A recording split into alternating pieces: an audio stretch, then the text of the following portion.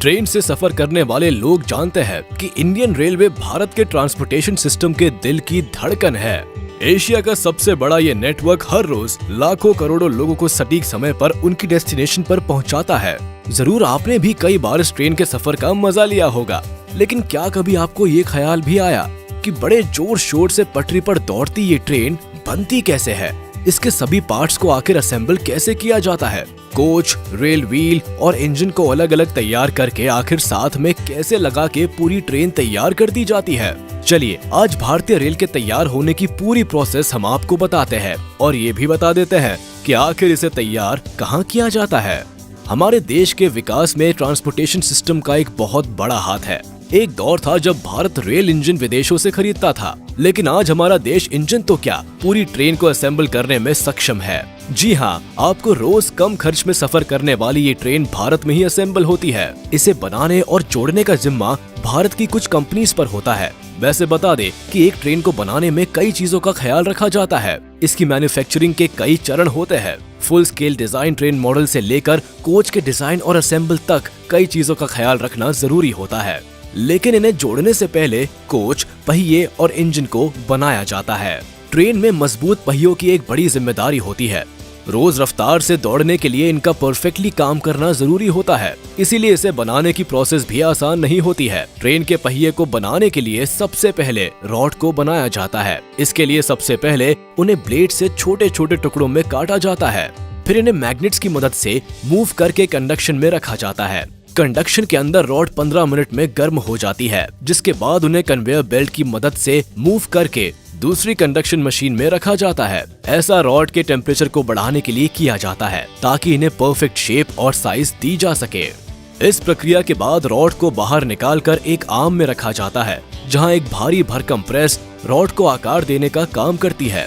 लगातार 2 बार प्रेस करने से रॉड पहिए की परफेक्ट शेप में आ जाते हैं। खैर अभी काम खत्म नहीं होता, क्योंकि आगे रोलर प्रेस की मदद से पहियों को प्रेस किया जाता है ताकि वह पटरी पर चलते हुए अपने ग्रिप बनाकर दौड़ सके। पहिए को एक शेप देने के बाद बारी होती है उसके बीच के हिस्से को काटने की। इसके लिए पहियों को दूसरी रोलिंग प्रेस मशीन पर रख दिया जाता है और उसके बीच के हिस्से को काट दिया जाता है। इसके बाद पहियों की लंबाई को नापकर उन्हें पानी में ठंडा होने के लिए छोड़ दिया जाता है। पहियों के नॉर्मल टेम्परेचर पर आते ही उन्हें एक परफेक्ट डायमेंशन में लाने के लिए उनकी रिम और एजेस पर काम किया जाता है।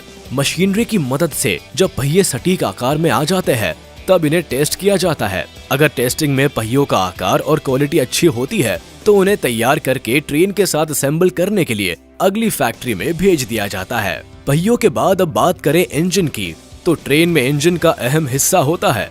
इसी के दम पर ट्रेन रफ्तार से दौड़ पाती है। इन इंजन को प्राइम मूवर भी कहते हैं। वैसे बता दे कि ट्रेन में लगे इंजन बहुत बड़े और टेक्निकल होते हैं, जिनमें 16 सिलेंडर्स, 32 वॉल्व और 1 लाख से लेकर 1.5 लाख सीसी तक का डिस्प्लेसमेंट होता है। इंजन के अलावा कोच ट्रेन का वो हिस्सा होता है जिसमें बैठकर आप अक्सर ट्रैवल करते हैं। लेकिन ये सवाल कभी किसी के जहन में नहीं आता कि आखिर इन्हें तैयार कैसे किया जाता है। बहुत कम लोग जानते हैं कि ट्रेन के डिब्बे को स्टेनलेस स्टील से बनाया जाता है, जबकि इसके इंटीरियर हिस्से को बनाने में एल्यूमिनियम का इस्तेमाल होता है। दरअसल कोच को बनाने के लिए बड़ी बड़ी शीट्स को जोड़ा जाता है। इस काम में मैन पावर भी काफी लगती है। सबसे पहले डब्बों के सभी हिस्सों को अलग अलग तैयार किया जाता है। जब इसकी एक बॉडी तैयार हो जाती है, तो उन्हें साथ में असेंबल किया जाता है।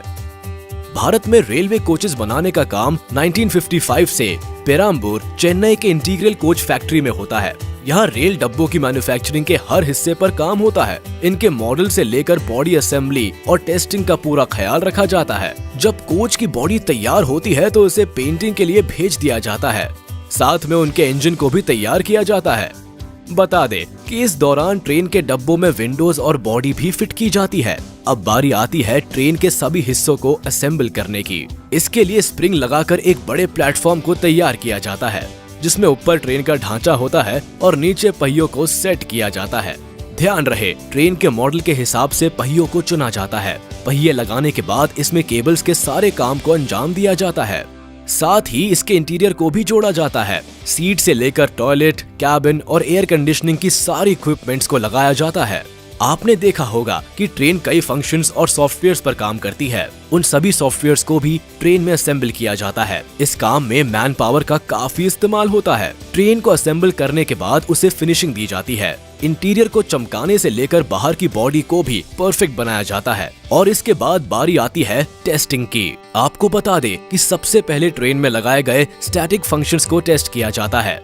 साथ ही साथ लो स्पीड में इसके डायनामिक टेस्ट को भी कंडक्ट किया जाता है। कंप्यूटर के जरिए भी ट्रेन के सभी इक्विपमेंट्स को क्रॉस चेक किया जाता है ताकि गलती की कोई गुंजाइश ना रहे। फैक्ट्रीज में ट्रेन को असेंबल करने की ये प्रक्रिया जानने के बाद आप ये तो समझ ही गए होंगे कि एक सफल और जिम्मेदार ट्रांसपोर्टेशन सिस्टम को बनाना आसान नहीं है।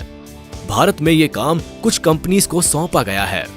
इसमें सबसे पहला नाम रेल व्हील फैक्ट्री का आता है, जो कि भारत के बैंगलोर में स्थित है। इस फैक्ट्री में रेल के व्हील्स, एक्सेल्स बनने से लेकर रेल रोड वैगन्स, कोचेस और लोकोमोटिव्स बनने तक का काम होता है। इसके अलावा जो कंपनी विशेष तौर पर ट्रेन की टेक्नोलॉजी को बनाने का काम करती है वो है BHEL, BHEL यानी भारत हेवी इलेक्ट्रिकल लिमिटेड। आपको बता दे कि इंजीनियरिंग की फील्ड में इस कंपनी का एक बहुत बड़ा नाम है। ये कंपनी एक सरकारी संस्था है जिसे 1964 में एस्टैब्लिश किया गया था। भारत में इलेक्ट्रिक पावर जनरेशन की फील्ड में भी BHEL एक बहुत बड़ा नाम है। इंडियन रेलवे के विकास में भी इसका एक बड़ा योगदान है। इन्होंने रेलवे के लिए इलेक्ट्रिक इंजन और लोकोमोटिव बनाने में भी काफी काम किया है। ट्रेन को बनाने और असेंबल करने का काम मॉडर्न कोच फैक्ट्री रायबरेली भी करती है। उत्तर प्रदेश के रायबरेली में मौजूद ये फैक्ट्री खास तौर पर रेलवे कोच के प्रोडक्शन का काम संभालती है, यानी कि जिन रेल डब्बों में हम बैठते हैं वो इस फैक्ट्री में भी तैयार होते हैं। अब तो आप समझ ही गए होंगे कि ट्रेन के सभी उपकरण को बनाने और साथ में जोड़ने की प्रक्रिया काफी पेचीदा है। इसकी हर एक बारीकी पर काम किया जाता है जिससे आपको एक सेफ ट्रांसपोर्ट सिस्टम मिल पाता है। ट्रेन के मैन्युफैक्चरिंग की ये प्रक्रिया आपको कैसी लगी हमें कमेंट सेक्शन में जरूर बताएं। हम फिर हाजिर होंगे कुछ नए रोमांचक टॉपिक के साथ। तब तक के लिए आप इस वीडियो को लाइक, कमेंट और शेयर करना ना भूलें।